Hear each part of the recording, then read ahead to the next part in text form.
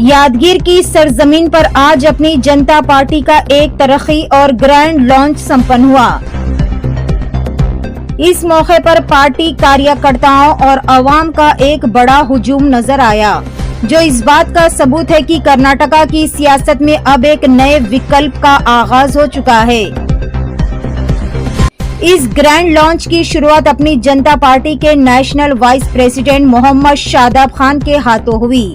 Programme में chief guest के तौर पर कर्नाटका स्टेट प्रेसिडेंट और डीएसएस के मशहूर व मारूफ लीडर श्री नागण्णा जी, गुलबर्गा के काबिले फख्र सोशल एक्टिविस्ट आरएन बाबा पटेल और working journalist union social and welfare के नेशनल प्रेसिडेंट पठान सुफियान खान खास तौर पर मौजूद रहे।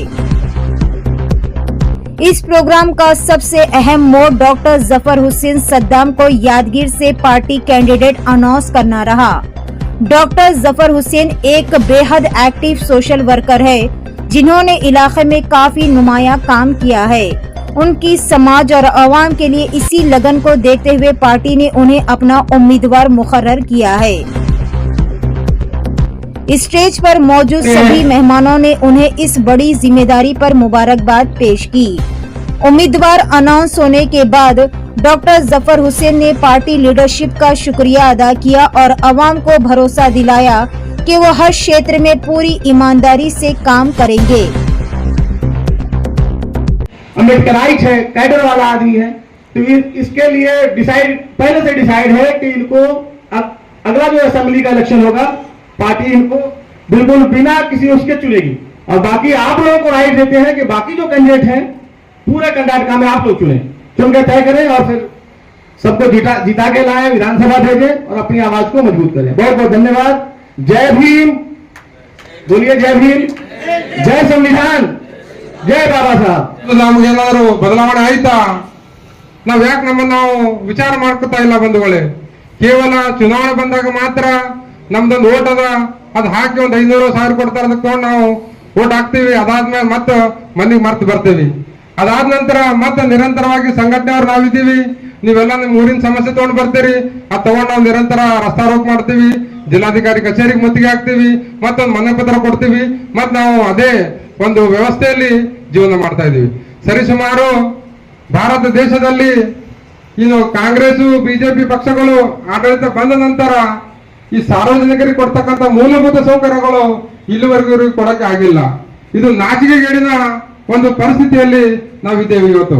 ಯಾಕಂದ್ರೆ ಈ ಸರ್ಕಾರಗಳು ಏನು ಮುಖ್ಯವಾಗಿ 2,00,000 ಕೋಟಿ ಬಜೆಟ್ ಇವರು ಕೇಂದ್ರ ಸರ್ಕಾರದಲ್ಲಿ ಬಿಡುಗಡೆ ಮಾಡ್ತಾರೆ, ಲಕ್ಷ ಸಾವಿರ ಕೋಟಿ ಗಟ್ಟಲೆ ರಾಜ್ಯ ಸರ್ಕಾರದಲ್ಲಿ ಬಜೆಟ್ ನಿರ್ಮಾಣ ಮಾಡ್ತಾರೆ।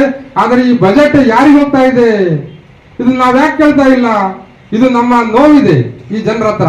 ಯಾಕಂದ್ರೆ ನಿರಂತರವಾಗಿ ರಸ್ತೆಗಳು, ನೀವು ಹಳ್ಳಿಗೆ ಹೋಗ್ಬೇಕು, ರಸ್ತೆಗಳಿಲ್ಲ, ನಮ್ಮ ಮನೆಯಲ್ಲಿರ್ತಕ್ಕಂಥ ನಿಮ್ಮ ಮನೆಯಲ್ಲಿರ್ತಕ್ಕ ಹೆಣ್ಮಕ್ಳು ಶೌಚಾಲಯ ಇಲ್ಲ, ಅಲ್ಲಿರ್ತಕ್ಕಂಥ ಒಳ್ಳೆ ಕುಡಿಯೋ ನೀರಿಲ್ಲ, ನಿರಂತರವಾಗಿ ಗಾಳಿ ಮಳಿ ಬಂತಾರೆ ಲೈಟ್ ಇಲ್ಲ, ಇವೆಲ್ಲ ಯಾರು ಮಾಡಬೇಕು? ಇದು ಯಾರು ಕೇಳಬೇಕು?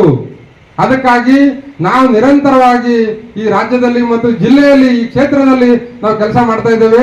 ನೀವು ಜಾಗೃತರಾಗ್ರಿ। ನೀವು ಜಾಗೃತ ಆಗಿಲ್ಲ ಅಂದ್ರೆ ಇದೇ ತರ ನಿಮ್ಮ ಇರ್ತಕ್ಕಂಥ ನಿಮ್ಮ ತಾತನವ್ರು ಇದೇ ತರ ತೀರ್ಕೊಂಡು ಹೋದ್ರು, ನಿಮ್ ಮುತ್ತಾತನವ್ರು ತೀರ್ಕೊಂಡು ಹೋದ್ರು, ನೀವು ತೀರ್ತೀರಿ, ನಿಮ್ ಮುಂದಿರ್ತಕ್ಕ ನಿಮ್ ಮಕ್ಕಳು ಕೂಡ ಸತ್ತೋಗ್ತಾರೆ। ಆದ್ರೆ ಯಾರಿಗೂ ಕೂಡ ಜೀವನಾಂಶ ಸಿಗ್ತಕ್ಕಂಥ ಒಳ್ಳೆ ಅಭಿವೃದ್ಧಿಗೆ ಖರ್ಚಾಗ್ತಕ್ಕಂಥ ಸರ್ಕಾರಗಳು ನಮ್ಮ ಹತ್ರ ಇಲ್ಲ। ಇದು ನಮ್ಮನ್ನ ನಾವು ಪ್ರಶ್ನೆ ಮಾಡ್ತಕ್ಕಂಥ ಕೆಲಸ ಅವಶ್ಯ ಆಗಿದೆ। ಯಾಕಂದ್ರೆ ಸರ್ಕಾರ ಯಾವ ತರ ನಿರ್ಮಾಣ ಆಗ್ಬೇಕಂದ್ರೆ ಯಾವುದೇ ರೀತಿಯಿಂದ ಸಾರ್ವಜನಿಕರವಾಗಿ ₹1 ಅವ್ರ ಹತ್ರ ತಗೊಳ್ಳಾರ್ದೆ ಅವರಿಗೆ ಸ್ವಯಂ ಪ್ರೇರಿತವಾಗಿ ಎಲ್ಲಾ ಮೂಲಭೂತ ಸೌಕರ್ಯಗಳು ಕೊಟ್ಟು ಅಲ್ಲಿರ್ತಕ್ಕ ನಿರ್ಮಾಣ ಮಾಡ್ತಕ್ಕಂಥ ಸರ್ಕಾರ ಇಲ್ಲಿ ನಮ್ಮ ಹತ್ರ ಬರ್ಬೇಕು। ಆದ್ರೆ ಅದು ಬರಂಗಿಲ್ಲ। ಯಾವ್ದೋ ಕಾಂಗ್ರೆಸ್ ಪಕ್ಷ ಬಂತು, ಅವ್ರು 500 ಕೊಟ್ರು, ಅವ್ರಿಗೆ ಹಾಕಿದ್ರಿ, ಬಿಜೆಪಿ ಪಕ್ಷ ಬಂದ್ರು, ಅವ್ರಿಗೆ 500 ಕೊಟ್ರು, ಅವ್ರಿಗೆ ಹಾಕಿದ್ರಿ, ಇನ್ನೊಬ್ರು ಜೆಡಿಎಸ್ ಪಕ್ಷ ಬಂತು, ಅವ್ರಿಗೆ 500,000 ಕೊಟ್ಟು ಅವ್ರಿಗೆ ಹಾಕಿದ್ರಿ। ಎಲ್ಲಿವರೆಗೂ 500,000 ರೂಪಾಯಿ ನೀವು ಮಾಡ್ಕೊಂತೀರಿ? ಸ್ವಲ್ಪ ನೀವು ನಿಮ್ ವಿಚಾರವಾಗಿ ನೀವು ಜ್ಞಾನ ತಗೊಳ್ರಿ। 500,000 ಮುರುಗು ಚಾಕ್ಲೇಟ್ ಇಂದ ಹಾಳು ಮಾಡ್ತಾರ ಅಂತ ನೀವೊಬ್ರು ತಮ್ಮ ಒಂದು ಓಟಿನ ಹಕ್ಕನ್ನು ಡಾಕ್ಟರ್ ಬಾಬಾ ಸಾಹೇಬ್ ಅಂಬೇಡ್ಕರ್ ಅವರು 1932ರಲ್ಲಿ ಬ್ರಿಟಿಷರ ವಿರುದ್ಧ 2ನೇ ಒಂದು ದುಂಡು ಮೇಜಿನ ಸಭೆಯಲ್ಲಿ ನಮ್ಮ ಓಟಿನ ಹಕ್ಕನ್ನು ಕೊಡಿಸಿದ್ರು।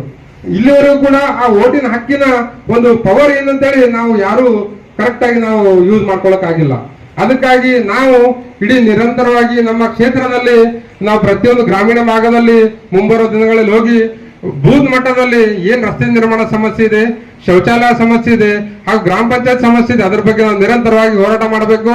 ಅದಾದ ನಂತರ ಜಿಲ್ಲಾ ಮಟ್ಟದಲ್ಲಿ, ಅದಾದ ನಂತರ ರಾಜ್ಯ ಮಟ್ಟದಲ್ಲಿ ಈಗ ನೀವು ಇಲ್ಲೇ ಒಂದು ನಿರಂತರವಾಗಿ ನಮ್ಮ ಸಂಘಟನೆ ನಾವು ಪ್ರತಿಭಟನೆ ಮಾಡ್ತಾ ಇದ್ದೀವಿ. ಅದೇನಪ್ಪ ಅಂದ್ರೆ ಹತ್ತಿಗುಡಿ ರೋಡ್ ಇವತ್ತಿಗೆ ಸರಿಸುಮಾರು 1 ವರ್ಷದಿಂದ ನಿರಂತರವಾಗಿ ಹೋರಾಟ ಮಾಡ್ತಾ ಇದ್ದೀವಿ.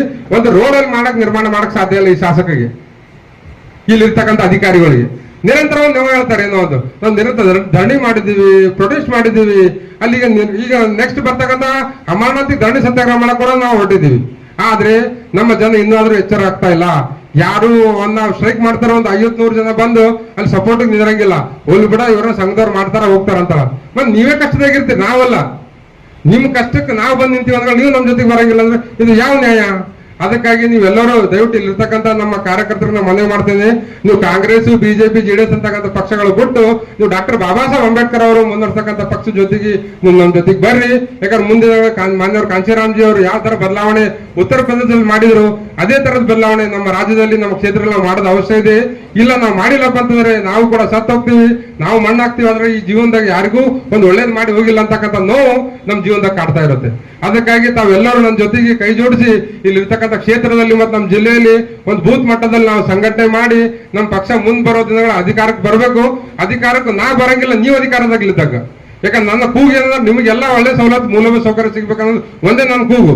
ಆ ಮೂಲಭೂತ ಸೌಕರ್ಯ ನಮ್ಗೆ ಸಿಕ್ಕಗಳೇ ನಮ್ದು ಏನು ಯಾವುದೇ ರೀತಿ ಅಭ್ಯಂತರ ಇಲ್ಲ. ಅದಕ್ಕಾಗಿ ನೀವೆಲ್ಲ ನಮ್ಮ ಜೊತೆಗೆ ಕೈ ಜೋಡಿಸ್ರಿ. ಮುಂಬರುವ ದಿನಗಳಲ್ಲಿ ನಾವು ಹೋರಾಟ ಮಾಡೋದ್ರ ಮುಖಾಂತರ ನಮ್ಮ ಪಕ್ಷ ಅಪ್ನಿ ಜನತಾ ಪಾರ್ಟಿ ಒಂದು ಆಟೋ ಚಿಹ್ನೆ ಇದೆ. ಆ ಆಟೋ ಚಿಹ್ನೆ ಪಕ್ಷದ ಜೊತೆಗೆ ನಾವು ಮುಂಬರುವ ದಿನಗಳಲ್ಲಿ ಒಂದು ಚುನಾವಣೆ ಸ್ಪರ್ಧೆ ಮಾಡೋದ್ರ ಮುಖಾಂತರ ಜಿಲ್ಲಾ ಪಂಚಾಯತ್ ಆಗಿರ್ಬೋದು, ಗ್ರಾಮ ಪಂಚಾಯತ್ ಆಗಿರ್ಬೋದು, ತಾಲೂಕ್ ಪಂಚಾಯತ್ ಆಗಿರ್ಬೋದು ಮತ್ತು ವಿಧಾನಸಭಾ ಕ್ಷೇತ್ರದಲ್ಲಿ ನಾವು ಚುನಾವಣೆ ಸ್ಪರ್ಧೆ ಮಾಡಿ ಮುಂಬರುವ ದಿನಗಳಲ್ಲಿ ನಮ್ದೇ ಅಂತ ಒಂದು ಪಕ್ಷ ಅಧಿಕಾರಕ್ಕೆ ತರ್ತಕ್ಕಂಥ ಕೆಲಸ ನಾವೆಲ್ಲರೂ ಮಾಡೋಣ. ಯಾಕಂದ್ರೆ ನಾವು ಇಲ್ಲಿ ಬಹಳ ಕಡಿಮೆ ಜನ ಇದೀವಿ ಅಂತೀವಿ. ನಾವು ಕಡಿಮೆ ಜನ ನಾವೆಲ್ಲ ಹೋರಾಟಗಾರಿದ್ದೀವಿ.